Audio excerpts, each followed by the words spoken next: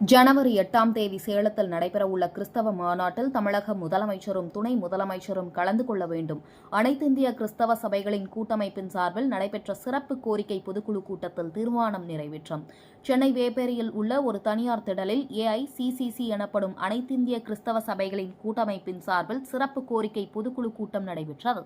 இந்த சிறப்பு கோரிக்கை பொதுக்குழு கூட்டத்தில் தமிழக பால்வளத்துறை அமைச்சர் மனோஜ் தங்கராஜ் அவர்கள் கலந்து கொண்டு சிறப்புரையாற்றினார். இதனைத் தொடர்ந்து அமைச்சர் மனு தங்கராஜ் அவர்களிடம் இந்த சிறப்பு பொதுக்குழு கூட்டத்தில் நிறைவேற்றப்பட்ட தீர்மானத்தின் நகல்கள் அரசின் கவனத்திற்கு செல்ல அவரிடம் மனுவாக அளிக்கப்பட்டது. இதைத் தொடர்ந்து இந்த அமைப்பின் நிறுவன தலைவர் பாஸ்டர் மோகன்தாஸ் அவர்கள் செய்தியாளர்களிடம் பேசும் பொழுது பல்வேறு கருத்துக்களை முன்வைத்தார்.